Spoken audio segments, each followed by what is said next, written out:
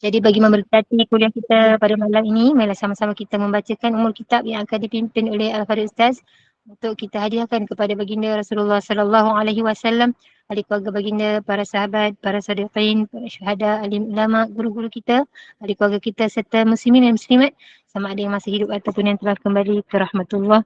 Bismillahil Fatihah. أعوذ بالله من الشيطان الرجيم بسم الله الرحمن الرحيم الحمد لله رب العالمين الرحمن الرحيم مالك يوم الدين إياك نعبد وإياك نستعين اهدنا الصراط المستقيم صراط الذين أنعمت عليهم غير المغضوب عليهم ولا الضالين.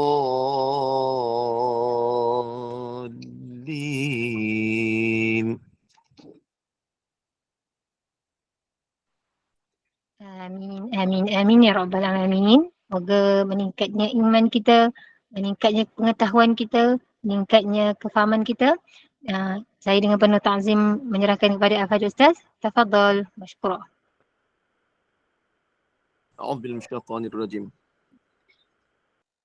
أعوذ بالله من الشيطان الرجيم بسم الله الرحمن الرحيم الحمد لله رب العالمين والصلاة والسلام على أشرف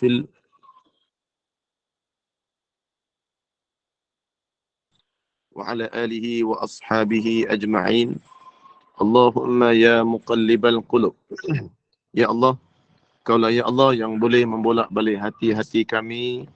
Sabbit qulubana ala dinik.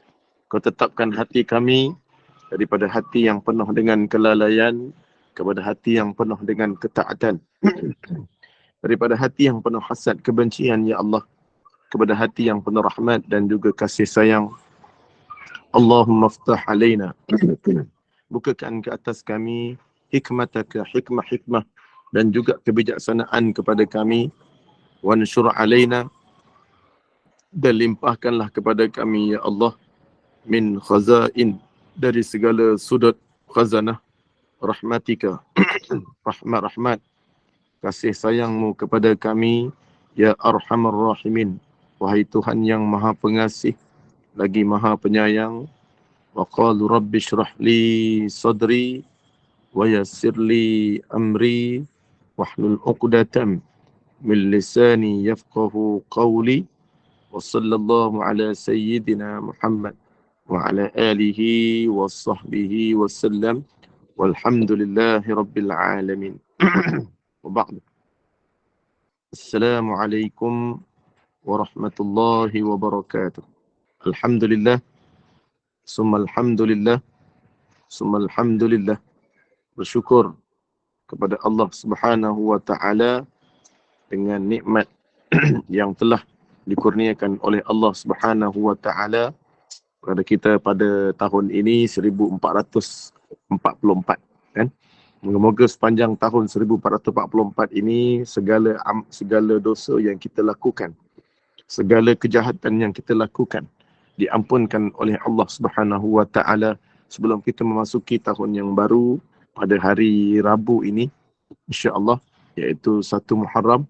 Moga-moga Allah ampunkan dosa-dosa yang telah kita lakukan, yang telah tutup aib-aib kita. Moga-moga Allah tak membuka kembali aib-aib yang telah kita lakukan, dan juga segala pahala yang telah kita lakukan di sepanjang tahun 1444 yang telah pada tahun ini. Moga-moga Allah terima sebagai amal yang soleh yang akan kita baca di hadapannya insya-Allah di akhirat, di hari akhirat kelak insya-Allah. Alhamdulillah, pada hari ini kita berada pada hujung-hujung Ahad yang terakhir, hari Sabtu yang terakhir, hari Minggu yang terakhir pada tahun 1444. Jadi sepatutnya kita biasa berada dalam pengajian kitab, iaitu pengajian Begitulah Rupanya Kisah Nabi Adam. Hari ini kita sedikit tukarlah, warm up kan. Tukar tajuk Begitulah Rupanya Kisahnya hijrah Nabi sallallahu alaihi wasallam. yang mana Nabi SAW menyebut dalam Al-Quran, wa ma 'allamnahu syi'ra wa ma yanbaghi lah. Maka bukanlah Nabi ini sebagai pensyair. Dan Nabi juga tidak selayaknya menjadi pensyair, berpuisi. Nabi bukannya pekhitab yang berpuisi, bersyair. Tetapi Nabi ini adalah pembaca Al-Quran. Liyunzira man kan, dan kemudian dikata wa ama 'allamnahu syi'ra wa ma yanbaghi lah in huwa illa dzikrun wa qur'anun mubin. Allah, Nabi ini pembaca Al-Quran, dan tidak lain Al-Quran itu bukan syair, bukan puisi, bukan je pengelipur lara. Tapi Al-Quran itu adalah zikrun, peringatan, wa qur'anun mubin, yang nyata, pengajaran dan pelajaran. Jadi peringatan sebagai pelajaran dan pengajaran bagi siapa? Bagi umat Muhammad. Liyunzira man kana hayyan, kepada siapa? Hendaklah dibacakan kepada orang-orang yang masih hidup. Hayyan. Jadi itu afdalnya kita baca Yasin, ini surah Yasin. Kalau kita biasa kita baca pada orang yang mati pada malam Jumaat. Tapi sebenarnya afdal kita bacakan Yasin, bacakan ayat-ayat Al-Quran ini surah Yasin.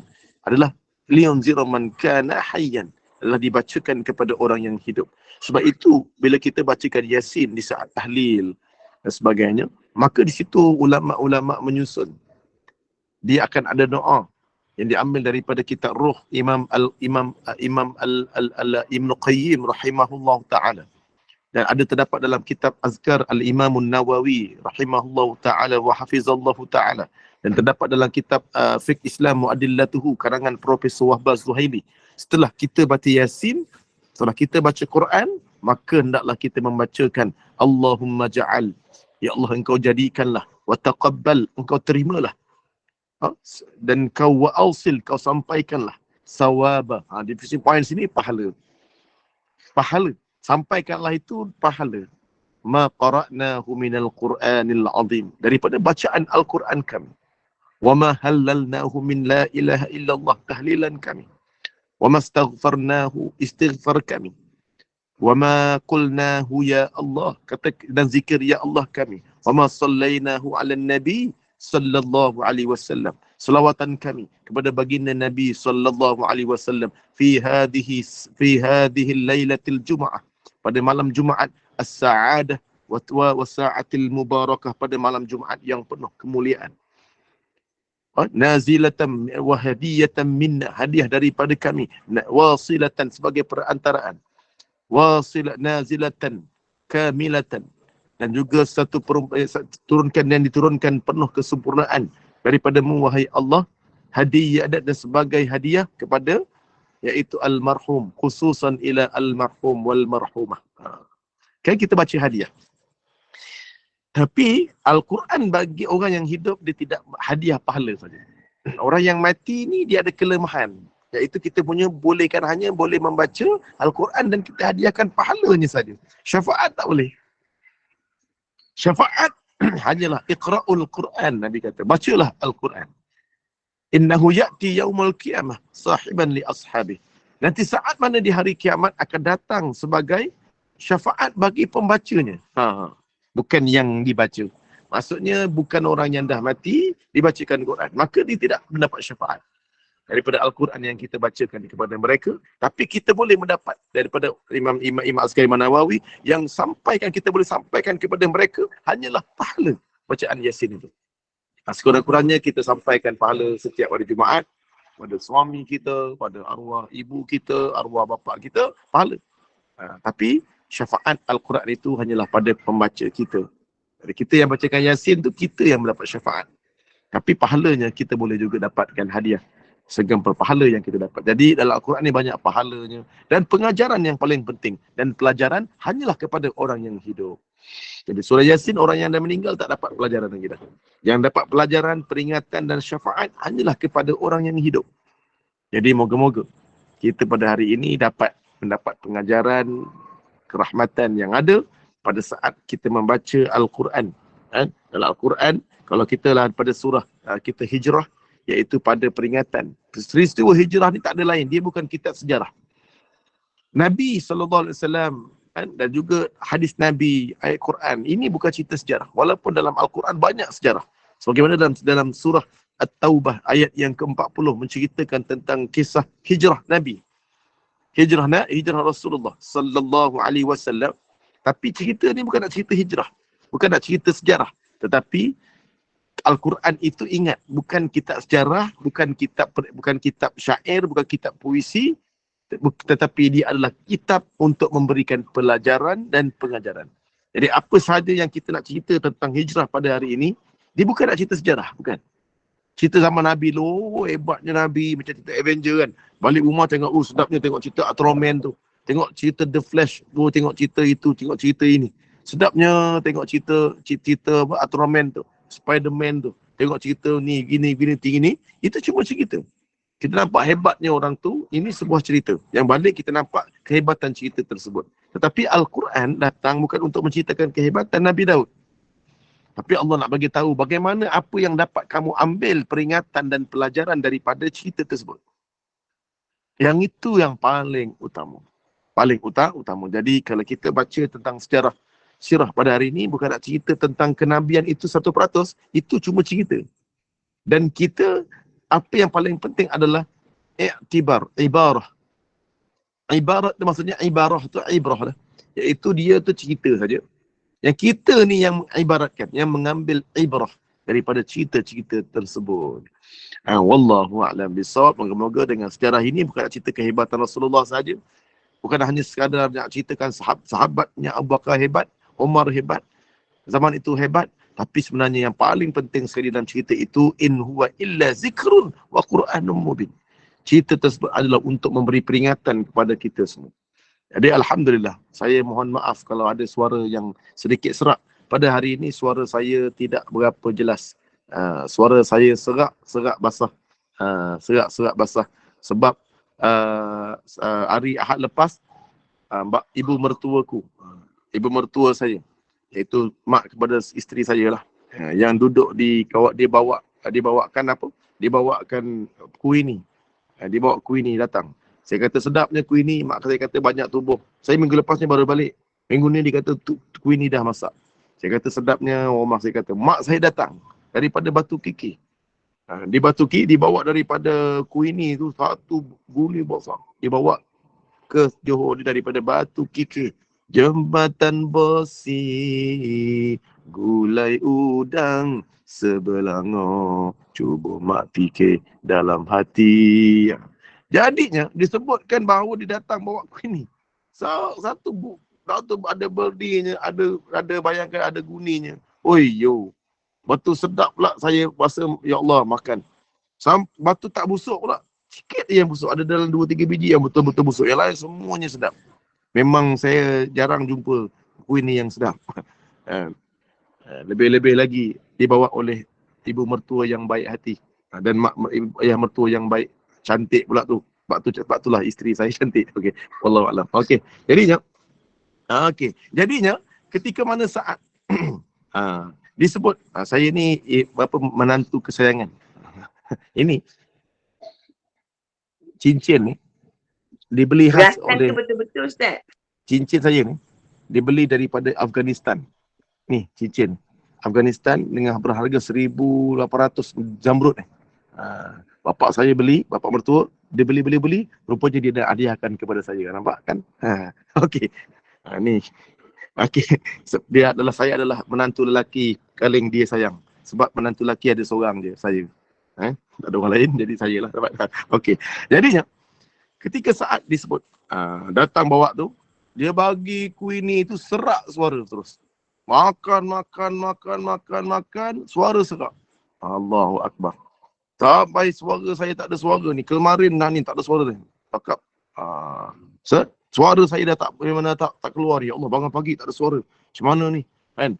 Ada, kemarin saya pula bagi tu ada dekat ADK. Tapi dapatlah pukul 9 tu minum air asam sikit. Bagi ada suara balik. Alhamdulillah suara boleh keluar lah. Tapi dia agak-agak sedikit serak lah. Tapi hari ni Alhamdulillah. Suara saya agak baik sikit. Dan boleh bercakap lagi. Tapi kuih ni punya penangan kuat.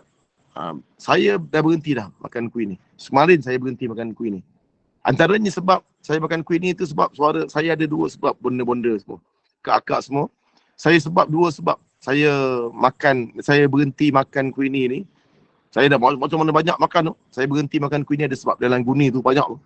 Sebab ada dua sebab. Yang pertama sekali, benda-benda semua sebab suara saya dah mula serak. Malam tu dah suara saya tekak, dah suara serak. Saya berhenti. Dan sebab yang kedua ni yang paling penting sebenarnya. Sebab yang kedua saya berhenti makan kuini ni, sebab kuini tu dah habis. Kuini tu dah habis. Itulah sebab yang kedua yang paling penting sekali. Okey. Begitulah kisah dia. Begitulah kisah kuini yang tragis. Yang tragis. Alhamdulillah. Jadinya, ketika saat disebut, pada hari ini kita nak sebut tentang hijrah Rasulullah sallallahu alaihi wasallam. Simple, kita pukul 10 kita stop. Okey, insya-Allah. Kita balik ke kronologi yang simple dan mudah. Yang simple dan yang mudah.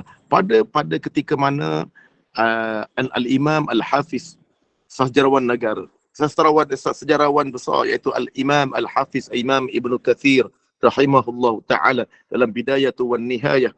Saya akan ambil kitab-kitab daripada Bidayah wan Nihayah dan juga daripada kitab Tarikh At-Tabari dan juga Sirah Ibn Hisham dan juga Rahiqul Makhtum. Saya punya dan hadis-hadis yang boleh kita ambil daripada hadis Bukhari dan sebagainya.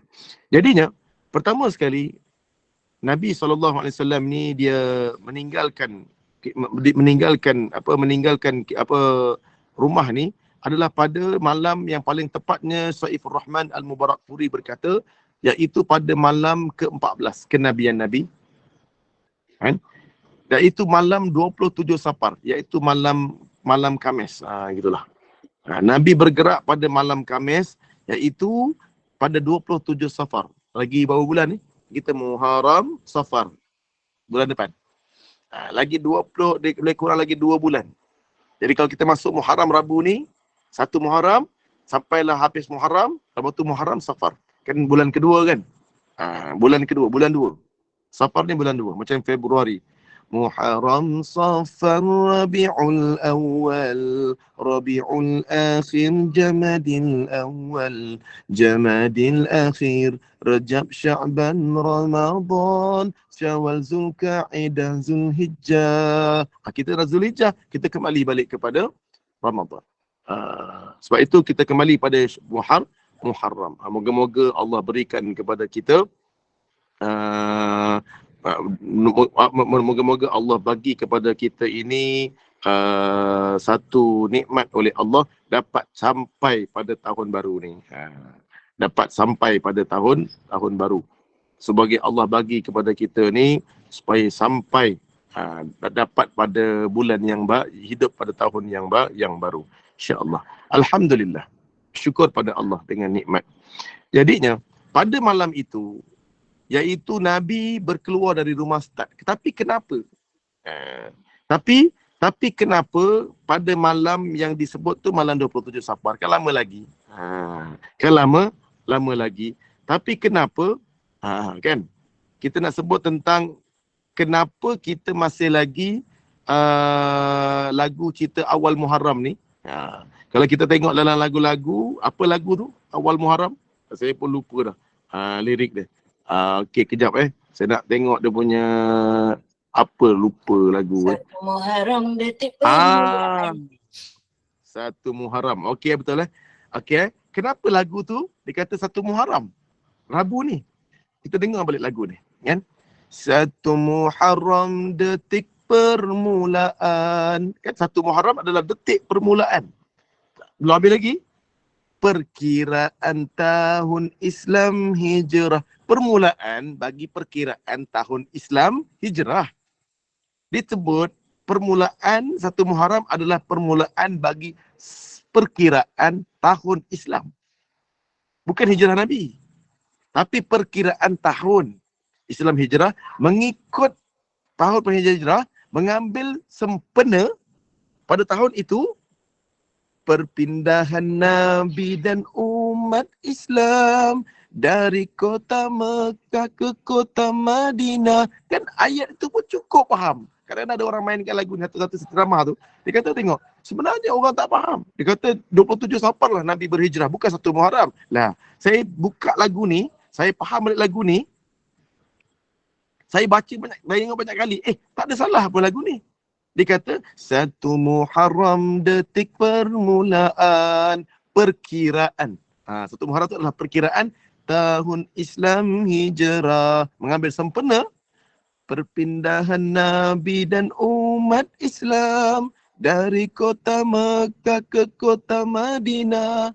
Atas keyakinan dan iman yang teguh, kaum muhajirin dan ansar bersatu, rela berkorban harta dan nyawa demi menegakkan Islam tercinta. Jadinya, ketika mana saat nak cerita 1 Muharram ni, cuma diambil perkiraan tahun Islam hijrah.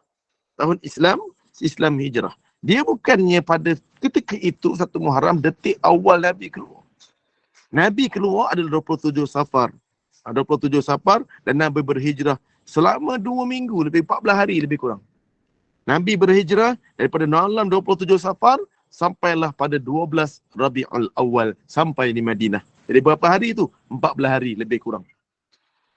Lebih kurang 2 minggu Nabi SAW jatuh. Nabi SAW sampai ke Madinah. Tarikh yang sama.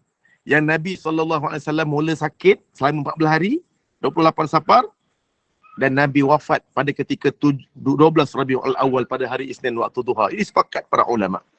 Nabi sakit pada tahun ke-11 Hijrah. Nabi sakit, start pada sakit, Nabi tak boleh berjalan dan dikena papah.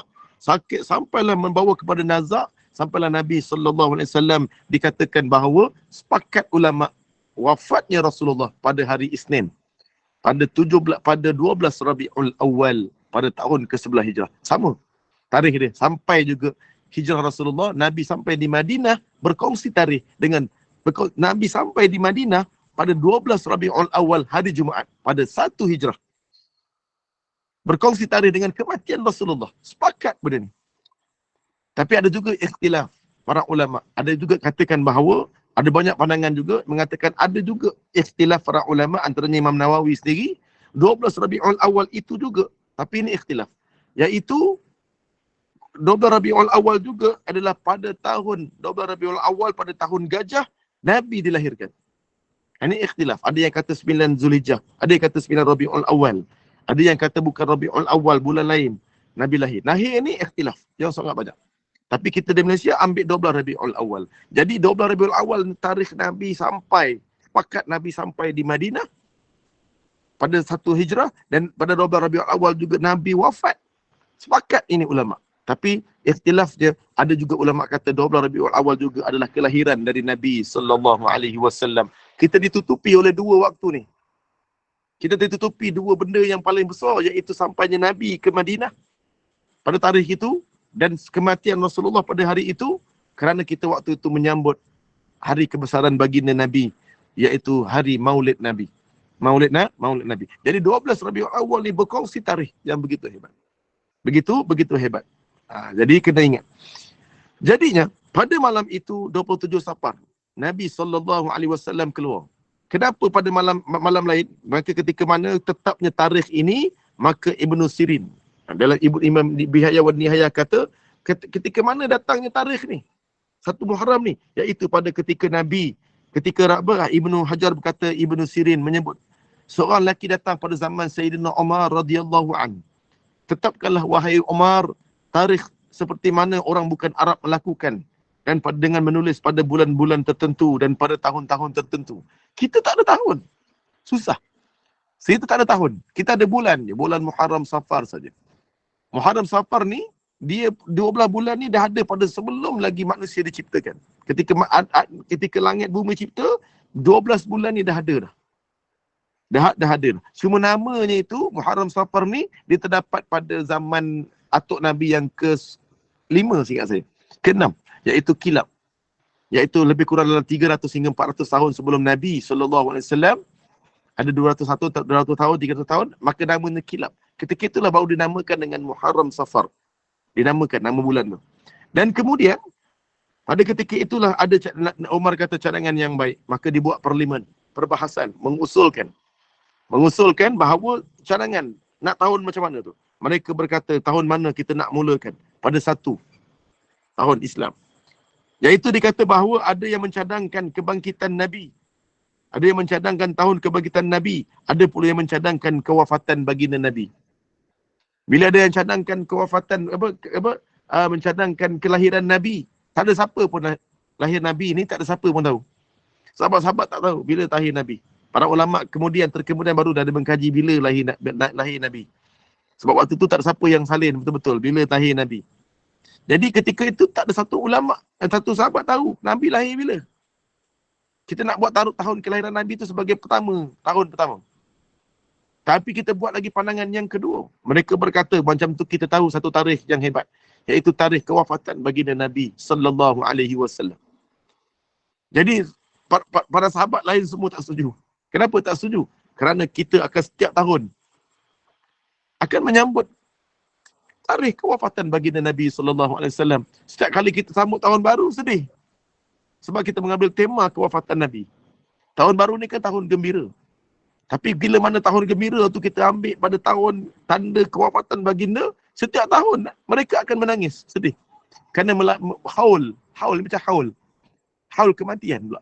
Macam seolah-olah tahun awal tahun ni menyambut haul daripada baginda Nabi, haul kematian Nabi sallallahu alaihi wasallam. Jadi sahabat lain pula tanya lagi, oh kalau macam tu kita ambil daripada tahun pertama Nabi sallallahu alaihi wasallam dan kita semua berhijrah daripada Mekah ke Madinah. Ya, semua orang tahu. Jadi setuju. Kita setujulah. Kita ambil tahun yang mula-mula Nabi berhijrah, iaitu 27 Safar. Tahun tu kita ambil. Cuma perbincangannya, bilakah bulan pertama kita nak bincang? Sebab tak ada bulan. Bulan ada tapi tak ada bulan 1, bulan 2. Yang ada 12 bulan je pusing. Mereka tak pernah tahu siapa mana yang 1 bulan. Ada yang kata Zulhijjah, ada yang kata bulan itu, ada yang kata bulan ini. Kan? Jadi ketika mana saat disebut, maka ketika itulah para ulama menyebut, sahabat bangun dia kata, kita ambil bulan Muharram. Kenapa bulan Muharram? Kerana bulan Muharram lah awalnya orang balik daripada mengerjakan haji. Pada bulan Zulhijjah mereka balik dari mengerjakan haji, balik ke tempat masing-masing. Dia balik dan mereka dah berada di kampung dan mereka meraihkan kegembiraan baliknya saudara mara daripada haji dan umrah. Maka ketika itu masuk je bulan Zulhijjah, maka beberapa hari mereka balik, masuklah bulan yang baru, iaitu bulan Muharram. Mencadangkan kerana ia bulan yang orang ramai baru saja menyelesaikan menunaikan haji dan juga termasuk dalam bulan-bulan yang haram. Jadi lalu mereka pun bersetuju memulakan tahun baru pada tahun awalnya bulan adalah bulan 1 itu adalah pada tahun bulan Muharram. Bukannya bulan Zulhijjah, bulan Zulkaidah, bulan Zulhijjah tadi. Patutnya Safar. Kan? Tapi Safar tu cuma tahun yang sama, cuma kita ambil daripada 1. Jadi kenapa kita sambut Ma'al Hijrah bukan pada 27 Safar ataupun pada 12 Rabiul Awal? Kita sambut pada Ma'al Hijrah. Kalau saya sekalipun masuk sekolah rendah, saya ada budak-budak, anak-anak, bonda, cucu-cucu yang menyambut ataupun yang menyambut tahun baru ataupun masuk ke kelas, kan? Kita masuk ke kelas, kita tengok tarikh lahir ke tengok tahun kita lahir? Kalau kita nak campur dalam kelas, tengok tahun. Semua tingkatan 1 masuk. Sebab tengok tarikh lahir. Untuk saya tahun 1982. Jadi saya ni masuk sekolah pada 1 Januari masuk sekolah. Dululah sebelum ni. 1 Januari adalah masuk awal tahun. Walaupun ada yang lahir 7 hari bulan 6, saya. Ada yang lahir 8 hari bulan 3. Ada yang lahir daripada 7 hari bulan 8. Ada yang lahir 1 hari bulan 2. Tapi semua sekali masuk pada tahun 1982 tu akan masuk pada 1 Januari 1990. Saya masuk sekolah menengah tahun 1990, seingat saya. Jadi 1990 masuk sekolah, 1995 saya masuk. Jadi masuk 1995 masuk sekolah menengah. Tapi masuk pada 1 Januari. Sebab apa? Kita tengok kiraan tahun, bukan kiraan umur. Kalau masing-masing ikut kiraan umur. Saya masuk 7 hari bulan 6. Kawan saya, ada pula kawan yang masuk 29 bulan 12. Sudah. Jadi ketika inilah, hari ini kita ambil official. Untuk sambut tahun baru, kita masuk pada awal tahun. Bukannya 27 Safar. Sebab kita nak sambut tahun baru. Bukan nak sambut hijrah Nabi. Kita nak sambut tahun baru. Tahun baru itu mengambil sempena hijrah Rasulullah. Hijrah Rasulullah. Sebab tu lagu tadi tu Saya nyanyi sekali lagi. 1 Muharram detik permulaan, perkiraan tahun Islam hijrah, perpindahan Nabi dan umat Islam dari kota Mekah ke kota Madinah, kan? Jadinya itulah di antara yang kita sebut tentang tahun 1 Hijrah itu merupakan hanyalah perkiraan pada tahun Islam itu. Permulaan Nabi SAW pada 27 Safar itu, maka Nabi SAW dalam tarikh At-Tabari, Nabi keluar dan dikatakan bahawa ketika itu pada petang itu, pada hari itu, Sayyidina Sayyidina Ali radhiyallahu anhu dia telah dipanggil oleh Nabi untuk petang tu lagi dia dah panggil untuk, bukan malam tu, petang tu lagi dia dah panggil untuk datang untuk memegang harta-harta Nabi ni dan juga amanah-amanah Nabi. Nabi ni macam banker. Dan Nabi ni memulang-mulangkan kembali harta-harta yang ada pada ketika itu untuk pulangkan kepada seluruhnya orang-orang kafir. Jadi Nabi ni macam banker ataupun pemegang amanah. Walaupun orang musyrikin tahu Nabi ni bukan sama label, sama, tapi Nabi, orang Arab tahu Nabi ni amanah. Walaupun dia musuh, tapi Nabi ni amanah menjaga harta. Jadi Nabi ni nak keluar, Nabi kena bagi Sayyidina Ali. Sayyidina Ali lambat sikit berhijrah. Sayyidina Ali lambat sikit berhijrah. Sayyidina Ali ni kena pulangkan harta-harta Nabi. Nak menjaga amanah. Nak menjaga amanah. Saya, kalau paling baik, saya amat-amat daripada peristiwa inilah apabila saya keluar dari rumah. Sebelum ni impian mas daripada semua sahabat saya. Kan? Saya keluar dari rumah dalam keadaan rumah tu mesti saya bersihkan. Wajib saya bersihkan dan saya kemaskan semua rumah sebelum saya keluar. Sebab saya nak jaga nama yang paling akhir. Nabi sebelum dia keluar, dia jaga nama dia betul-betul. Ketika mana saya keluar daripada sekolah menengah hidayah dulu. Ingat lagi pada tahun tu pengetua sekolah menengah hidayah, Hajah Fauziah. Dia kata, Ustaz, kalau boleh sampai hujung tahun lah Ustaz keluar. Jadi saya tak apa, saya hujung tahun. Tapi pada tahun terakhir tu, apa tuition pada hujung tu saya pergi. Habis saya siapkan rekod-rekod sekolah tu antara yang terbaik rekod. Sebab orang rumah saya yang buat kan. Dia yang susun balik semua, siap ada tanda, siap ada bunga tepi tu, dia buat klip. Cantik orang rumah saya buat. Kan? Dan saya pun hantar. Malam tu kena puji. Oh, Ustaz Fahmi punya, Ustaz Khairul Fahmi tengok, bagus dia punya ni. Masih panas lagi sebab baru print pagi tu. Baru print pagi tu bersih, yang lain tu dah rosak. Jadi bersih. Jadi orang rumah yang buat. Dia kalau buat satu benda, ya Allah, bersih. Kan? Jadinya, tapi nak jaga nama. Sampai hari tu patutnya tanda kertas, yang sekolah menengah tingkatan 3 patutnya minggu depan pun boleh. Tapi minggu tu saya dah siapkan. Sebab apa ni yang terakhir? Yang terakhir, sebab biar nama saya baik. Sebab sampai saya keluar, Alhamdulillah. Sampai pada hari ini lagi, Sekolah Hidayah masih lagi panggil untuk mengajar sekolah-sekolah dia. Untuk kadang-kadang saya lepas berkeluar tu, guru panitia saya ni, dipanggil untuk mengajar guru-guru daripada Sekolah Hidayah Quran. Disuruh saya mengajar Quran, datang setiap Ahad datang untuk mengajar Al-Quran pada guru-guru dia. Dan masih lagi maulid Nabi dia, masih lagi ceramah dia saya juga. Dipanggil lagi, Ustaz Khairul boleh tak panggil untuk ceramah maulid. Sebab saya percaya bahawa yang last itu, jangan buat nama buruk. Jangan buat nama buruk yang paling last. Walaupun kita nak keluar, kena ingat. Sebelum kita keluar dari tempat kerja kita, ingat lagi arwah bapak saya sebut. Jangan hentak pintu. Jangan tutup pintu dengan kuat.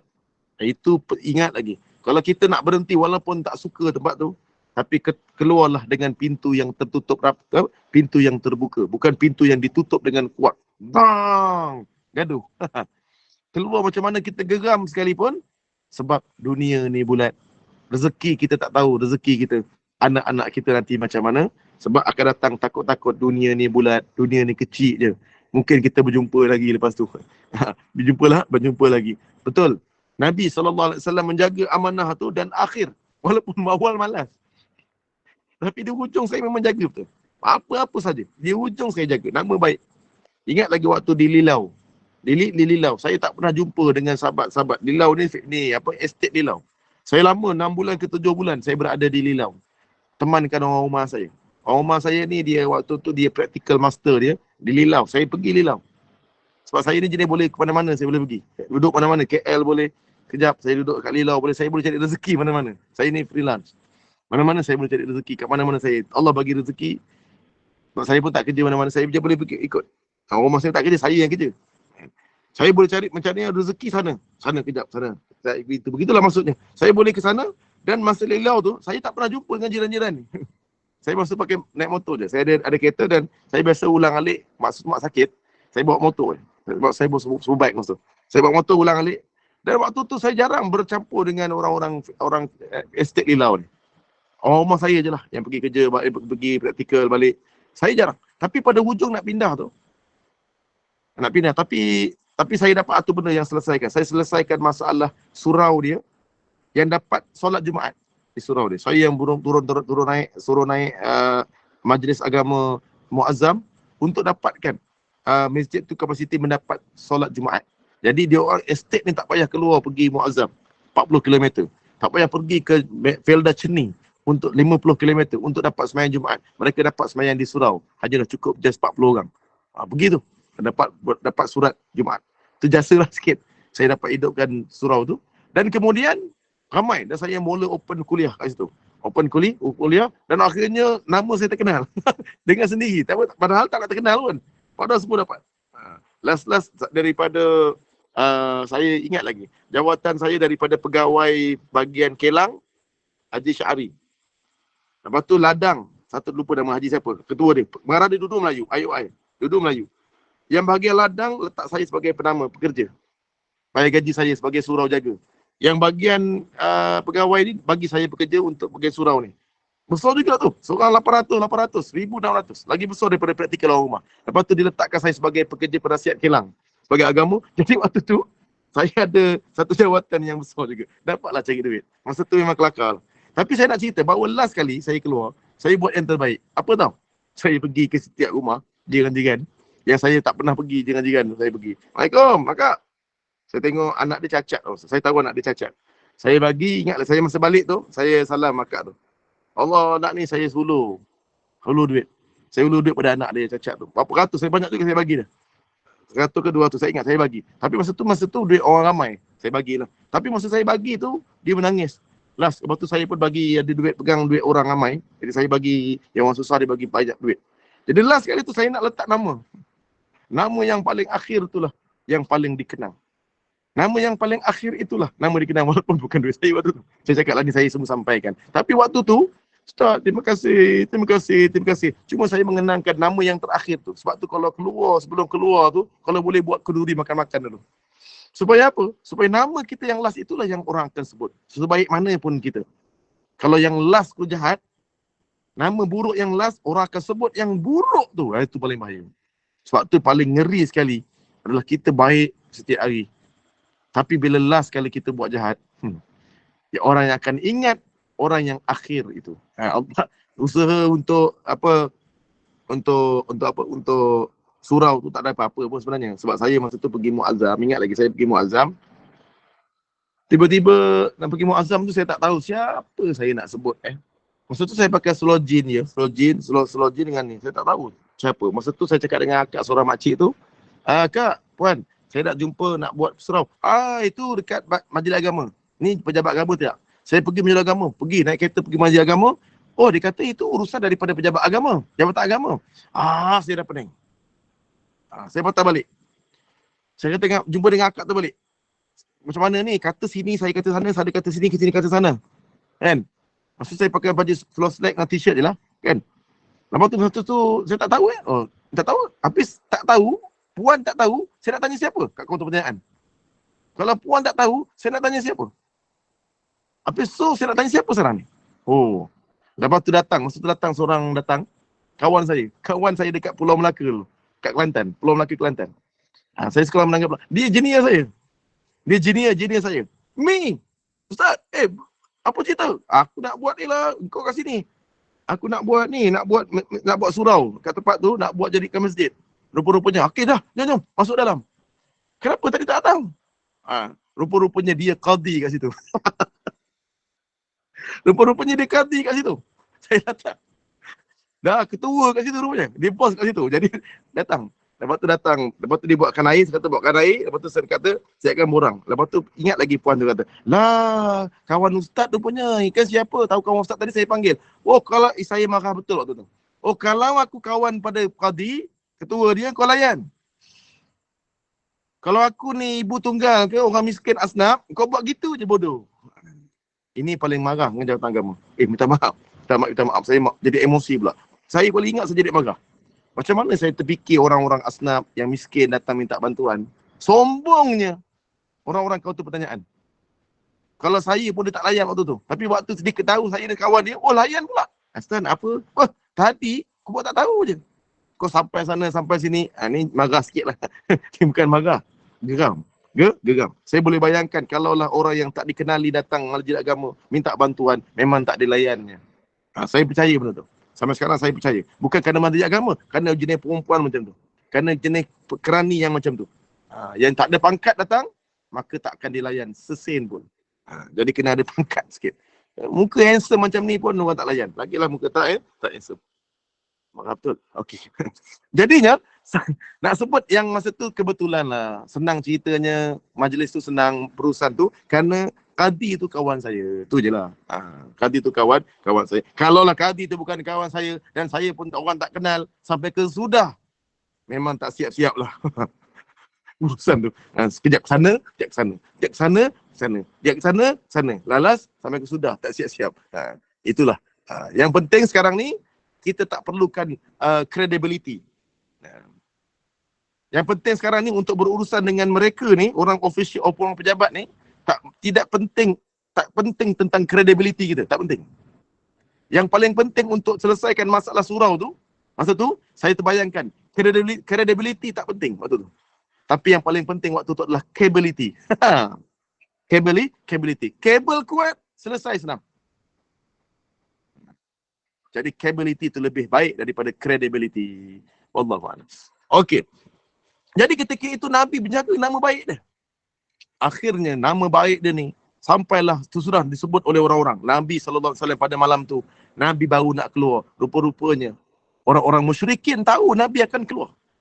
Nabi akan keluar. Bila Nabi keluar daripada rumah tu, maka ketika itulah Allah memerintahkan Rasulullah untuk membacakan satu surah dari surah Yasin ayat 1 hingga 12. Ayat 1 hingga 11. Ayat 1 hingga 11. Dan kemudian Nabi memerintahkan Ali mengatakan bahawa, ya wahai Muhammad Rasulullah, biar aku duduk kat bilik ni. Ya wahai Rasulullah. Dan kemudian bila Nabi duduk, Sayyidina Ali tukar jadi Nabi kat situ, dan kau keluarlah wahai Rasulullah. Dan ketika itu Allah ilhamkan kepada Rasulullah sallallahu alaihi wasallam membacakan surah daripada surah Yasin ayat 1 hingga 9. Ayat 1 hingga 9. Kemudian Nabi pun membaca surah Yasin ayat 1 hingga 9 dengan meletakkan pasir di tangannya. Ada dua riwayat yang sahih. Yang pertama sekali Nabi letak tangan dia dan kemudian Nabi tiup. Dan yang kedua Nabi ambil pasir-pasir dan tanah dan Nabi letak di atas kepala-kepala orang-orang musyrikin. Orang musyrikin dah kepung rumah Nabi. Nabi baca ayat 1 hingga 9. Ada riwayat yang sedikit lemah. Dia mengatakan Nabi membaca hanyalah pada ayat yang ke-9. Ayat yang ke-9. Tapi yang paling sahih sekali adalah 1 hingga 9. A'udzubillahi minasyaitonir rajim. Nabi pun baca, Bismillahirrahmanirrahim. Yasin wal Qur'anil Hakim. Innaka laminal mursalin. على صراط مستقيم تنزيل العزيز الرحيم لتنذر قوما ما أنذر آباؤهم فهم غافلون لقد حق القول على أكثرهم فهم لا يؤمنون إنا جعلنا في أعناقهم أغلالا فهي إلى الأذقان فهم مقمحون. Hinggalah akhir ayat ini yang ke-8 dan ke-9-nya Nabi tutup dengan ayat وَجَعَلْنَا مِنْ بَيْنِ أَيْدِيهِمْ سَدًّا وَمِنْ خَلْفِهِمْ سَدًّا فَأَغْشَيْنَاهُمْ فَهُمْ لَا يُبْصِرُونَ. Nabi pun tiup. Inilah Sehingga ketika itu Nabi keluar, semua orang tak nampak Nabi. Semua orang dalam keadaan tertidur semua. Jadi Nabi SAW bermula bergerak daripada rumah Rasulullah. Di mana ke rumah Rasulullah? Iaitu kalau kita sa'i, dia dekat dengan Marwah. Berdepan dengan bilik air tu. Toilet tu Abu Talib. Belakang toilet tu Abu Jahal. Rumah Abu Jahal. Dan kemudian belakang toilet rumah Abu Talib. Depan toilet tu antara tempat kren jatuh tu dengan toilet itu, di situlah tempatnya rumah Siti Khadijah radhiyallahu anha, dan di situlah rumah Nabi sallallahu alaihi wasallam keluar daripada dengan keluar rumah, dan Nabi sallallahu alaihi wasallam pergi ke rumah rumah Sayyidina Abu Bakar, yang Abu Bakar rumahnya, tapak rumahnya di Hilton, yang butter tu, yang sebelah clock tower. Sebelah clock tower. Sebab kalau nak pergi Ibnu Sabil, kat bawah Hilton tu. Jadi kat situlah tempat, sebab tu naik ke tingkat 3 dan tingkat 4, ada tempat namanya Masjid Abu Bakar. Tingkat 3 dan tingkat 4. Perempuan atas, laki bawah. Ataupun perempuan bawah, laki atas. Wallahualam. Tapi tak ingat, tapi tempat tu ada surau, masjid namanya Masjid Abu Bakar. Menghormati tempat tapak tanah Hilton itu adalah rumahnya Abu Bakar. Jadi sampainya rumah Abu Bakar, kita telah pun berakhir pukul 10:11 minit.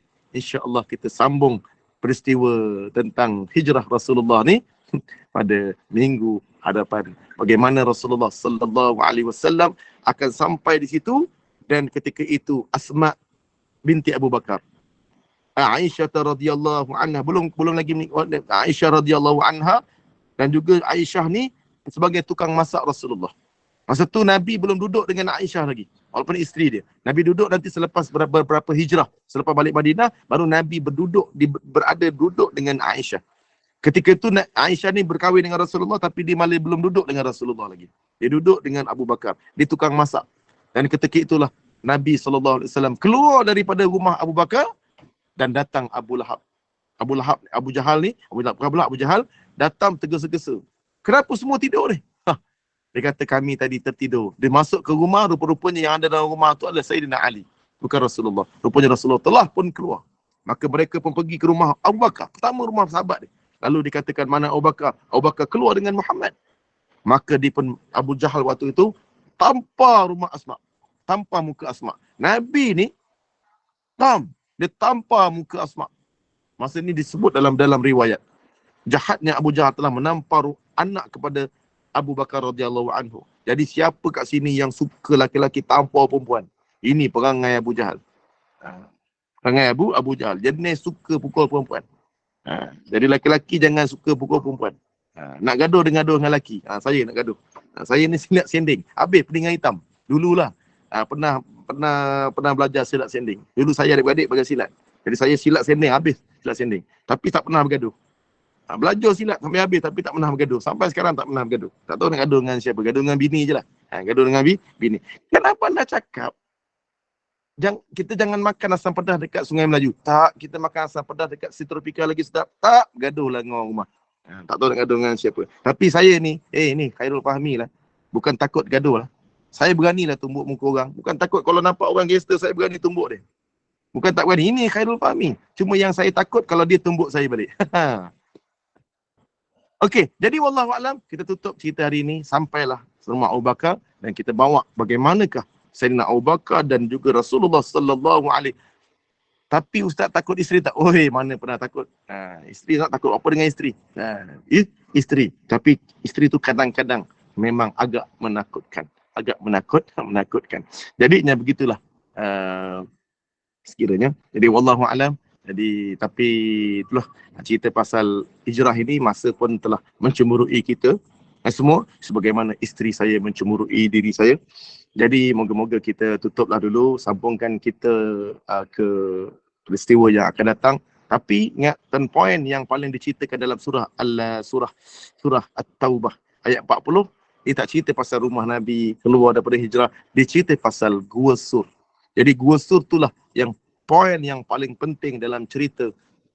Dalam ceritanya. Jadi insya-Allah kalau ada rezeki, kalau ada sumur di ladang, bolehlah saya menumpang mandi. Kalaulah ada umur yang panjang, kalaulah bonda-bonda semua hidup lagi tak mati dan saya pun masih lagi dipanggil untuk minggu depan, insya-Allah kita akan bertemu lagi insya-Allah. Tapi saya nak mohonlah kemaafan dan kesulitan dan juga segala apa yang ada pada diri saya hari ini.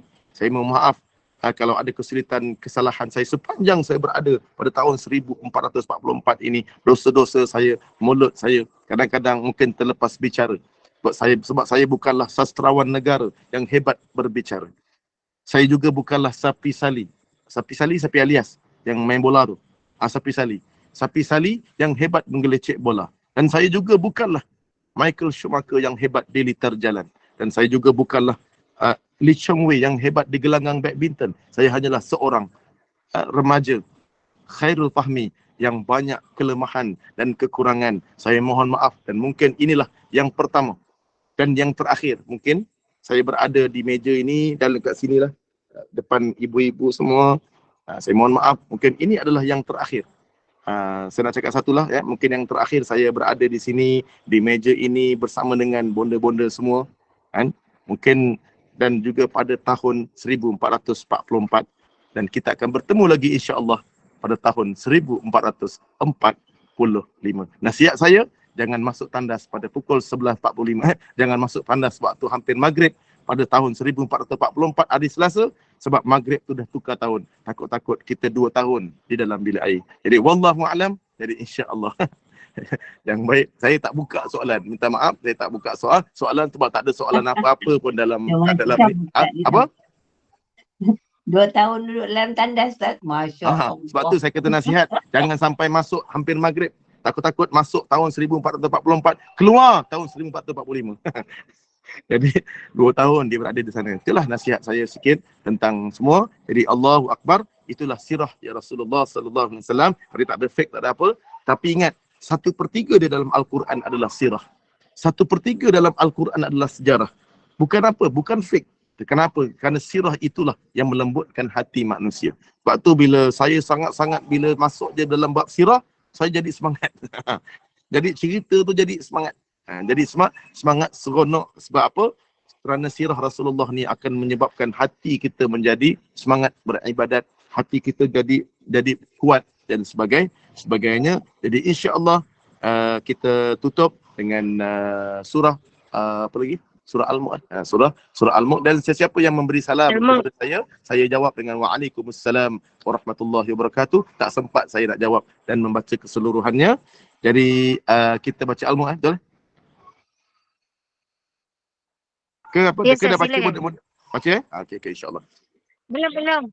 Baca. Okey, kita bersama-sama baca Al-Mulk insya-Allah. Okey, sesiapa yang tak ada Al-Quran, ingat dalam fatwa dalam fatwa majlis sendiri, muzakarah ataupun dalam fatwa irsyad daripada Dr. Al-Bakri, dalam mengambil keputusan memegang handphone Quran begini dalam keadaan tidak berwuduk, maka dibenarkan. Tapi Al-Quran dalam keratan Al-Mulk, Al-Quran mushaf ataupun di dinding yang ada ayat Quran, maka tak boleh pegang melainkan dengan ada wuduk. Tapi kalau Al-Quran yang dalam ni boleh disentuh pun. Boleh sentuh macam ni, boleh dipegang tanpa wuduk. Kerana dia tidak kekal, dia boleh tukar. Dia boleh tukar ke bawah, maksud dia boleh buang. Jadi dia tidak kira sebagai Al-Quran sebab dia tidak kekal. Dia boleh dipadam. Dan jadi ambillah kesempatan daripada muzakarah dan juga fatwa yang telah dikeluarkan. Kalau kita tak ada wuduk nak baca Quran, maka peganglah handphone yang ada pada kita, bukan Al-Quran. Kalau ada Al-Quran, afdalnya kita pegang Al-Quran lah. Kalau kita tak ada wuduk, maka yang ada di tangan kita adalah handphone. Maka kita boleh buka handphone kita, bangun daripada tidur, mungkin kita nak baca Quran surah Ali Imran ayat 10 terakhir, kita tak ada wuduk waktu tu, tapi kita nak baca Quran, kan ada handphone di tangan kita, kita savekan, letakkan dekat folder surah Ali Imran ayat 10 terakhir. Jadi moga-moga gunakan kesempatan fatwa yang telah dikeluarkan untuk memudahkan cara untuk kita beribadat. Wallahu a'lam bissawab. Jadi untuk menyelangi bacaan Al-Mulk kita pada hari ini, kalau Al-Quran kat laptop kena tak sama juga. Al-Quran di laptop juga, di gadget, di mana-mana, maka dibenarkan untuk memegang tanpa wuduk. Tanpa wuduk. Walaupun pada awalnya saya tidak setuju. Sebab itu Al-Quran juga. Tapi setelah diberbincangkan oleh para ulama dalam muzakarah, maka saya akur dengan yang telah ditetapkan oleh badan autoriti. Autoriti walaupun ada kalangan kita yang tak setuju, tapi ini ikhtilaf para ulama. Maka bila autoriti telah melakukan keputusan, maka umumnya kita kena mengikut fatwa yang telah ditetapkan oleh majlis-majlis yang telah diautoritikan oleh pemimpin-pemimpin kita, selagi mana dia telah lari daripada agama Islam itu sendiri. Wallahu a'lam bissawab. Jadi insya-Allah kita selangi dengan zikir astaghfirullah. Astaghfirullah. InsyaAllah kita baca astaghfirullah. Kita ambil 10 kali. Astaghfirullah untuk kita berzikir pada Allah. Moga-moga Allah ampunkan dosa kita. Dengan asbab kita baca istighfar ini, Allah ampunkan dosa kita sepanjang tahun 1444 ini, insya-Allah. Astaghfirullah Rabbal Baraya, Astaghfirullah minal khataya, Astaghfirullah Rabbal Baraya, Astaghfirullah minal khataya. Rabbi zidni ilman nafi'a wa wafiqni amalan maqbula wa wahab li rizqan wasi'a wa tub alayya taubatan nasuha wa tub alayya taubatan nasuha. Astaghfirullah Rabbal Baraya, Astaghfirullah minal khataya, Astaghfirullah Rabbal Baraya, Astaghfirullah minal khataya. Rabbi zidni ilman nafi'a wa wafiqni amalan maqbula wa wahab li rizqan wasi'a wa tub alayya taubatan nasuha wa tub alayya taubatan nasuha. Astaghfirullah Rabbal Baraya, Astaghfirullah minal khataya. InsyaAllah. Yang dalam buku Ustaz boleh? Dalam buku boleh. Sekiranya buku itu bukan namanya Al-Quran. Contoh ni, dalamnya ada Al-Quran, ayat, maka boleh pegang. Sebab tulisan di dalam ayat buku itu tidak lebih banyak daripada tulisan yang lain. Jadi dalam tafsir Al-Munir ke tafsir Ibnu Katsir, kalau tu ada Al-Quran, maka kita boleh pegang tanpa wuduk ataupun uzur dan sebagainya, boleh dipegang. Sebab yang dinamakannya adalah mushaf Quran ataupun mushaf kita panggil. Ataupun di keratan Al-Quran yang kita panggil, keratan itu adalah Al-Quran. Tapi kalau di dalamnya ada ayat Quran sedikit, yang lebih banyak ayat yang lain, maka dibenarkan untuk pegang. Wallahu a'lam bis-shawab. Al-Fatihah. A'udzubillahi minasyaitonir rajim. Bismillahirrahmanirrahim. Alhamdulillahi rabbil alamin. Ar-Rahmanir Rahim. Maliki yaumiddin. Iyyaka na'budu wa iyyaka nasta'in. Ihdinas siratal mustaqim. Siratal ladzina an'amta 'alaihim ghairil maghdubi 'alaihim waladdallin. Bismillahirrahmanirrahim. تبارك الذي بيده الملك وهو على كل شيء قدير الذي خلق الموت والحياة ليبلوكم أيكم أحسن عملا وهو العزيز الغفور الذي خلق 7 سماوات طباقا ما ترى في خلق الرحمن من تفاوت فارجع البصر هل ترى من فطور ثم ارجع البصر كرتين ينقلب إليك البصر خاسئا وهو حسير ولقد زينا السماء الدنيا بمصابيح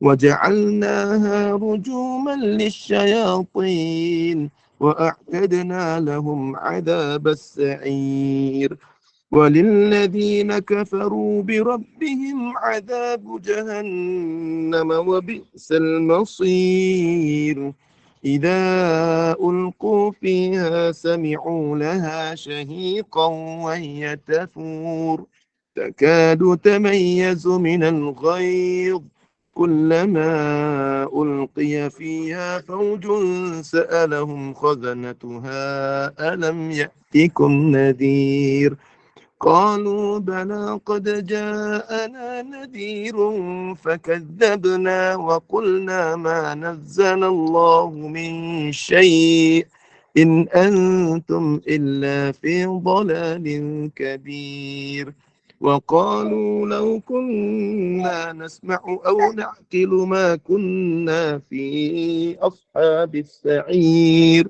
فاعترفوا بذنبهم فسحقا لأصحاب السعير إن الذين يخشون ربهم بالغيب لهم مغفرة وأجر كبير وأسروا قولكم أو اجهروا به إنه عليم بذات الصدور ألا يعلم من خلق وهو اللطيف الخبير هو الذي جعل لكم الأرض ذلولا فامشوا في مناكبها وكلوا من رزقه وإليه النشور أأمنتم من في السماء أن يخسف بكم الأرض فإذا هي تمور أم أمنتم من في السماء أن يرسل عليكم حاصبا فستعلمون كيف نذير ولقد كذب الذين من قبلهم فكيف كان نكير أولم يروا إلى الطير فوقهم صافات ويقبض ما يمسكهن إلا الرحمن إنه بكل شيء بصير أمن هذا الذي هو جند لكم ينصركم من دون الرحمن إن الكافرون إلا في غرور أمن هذا الذي يرزقكم إن أمسك رزقه بل لجوا في عتو ونفور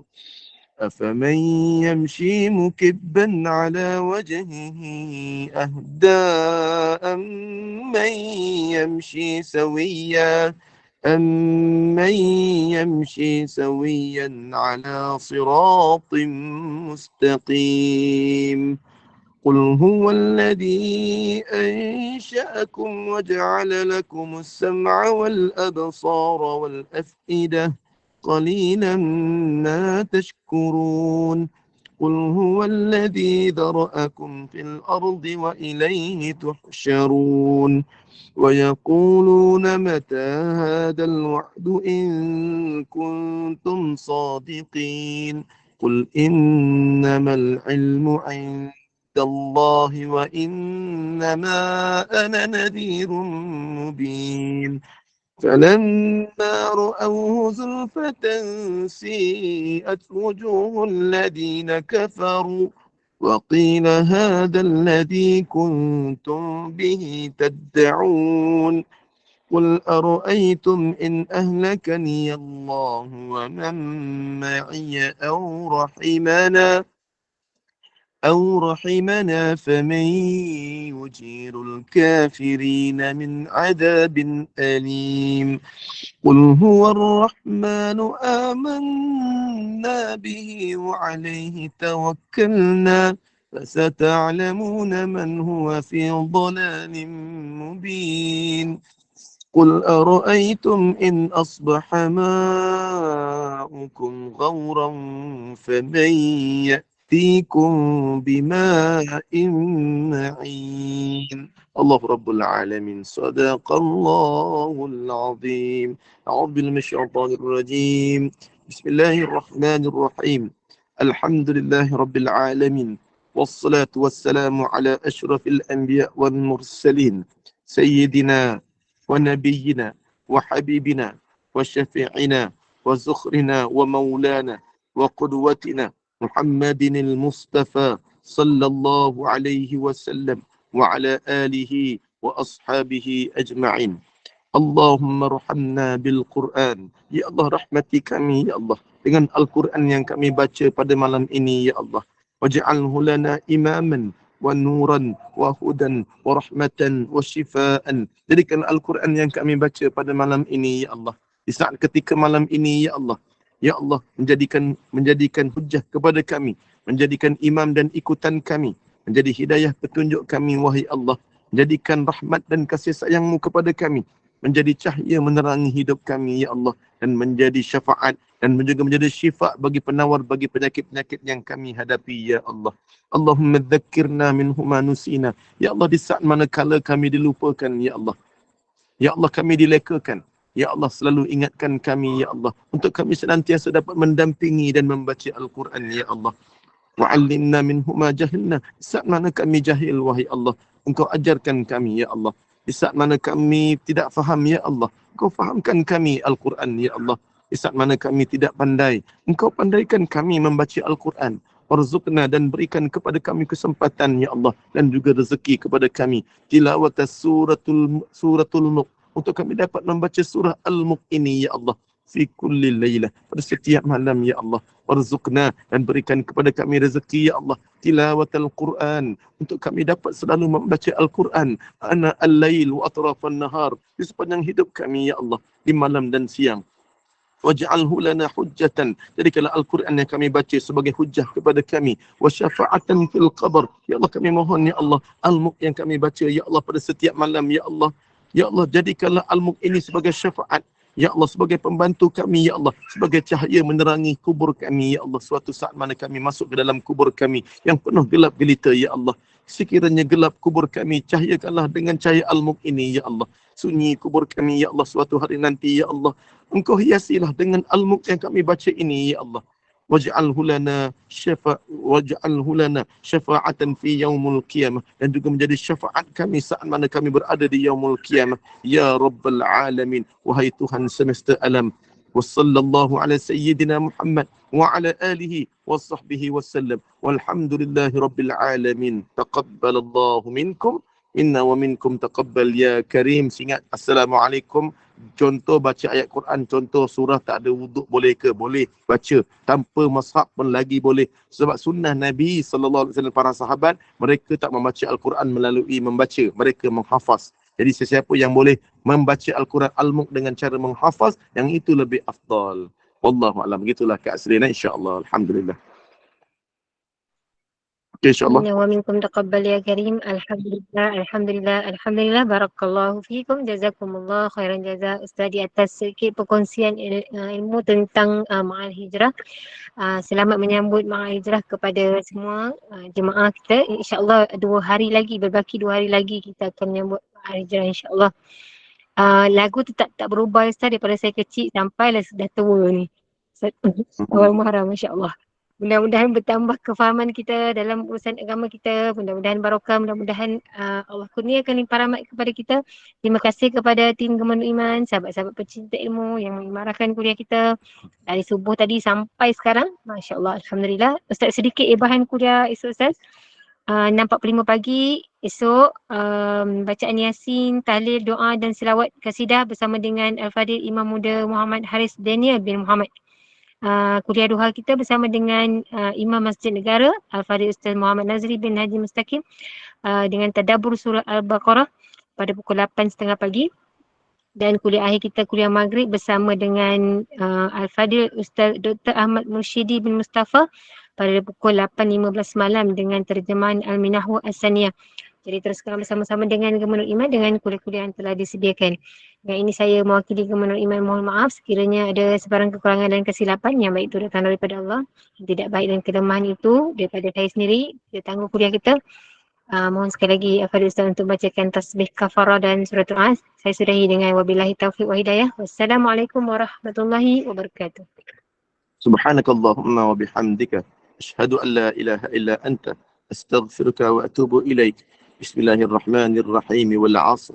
Innal insana lafi khusr illa alladhina amanu wa 'amilus solihat wa tawasaw bil haqqi wa tawasaw bis sabr. Aqulu qawli hadha wa astaghfirullahal 'azim li wa lakum ولسائر المسلمين والمسلمات والمؤمنين والمؤمنات وبالله التوفيق والهداية. السلام عليكم ورحمة الله وبركاته. Waalaikumsalam warahmatullahi wabarakatuh. Waalaikumsalam warahmatullahi wabarakatuh. Terima kasih.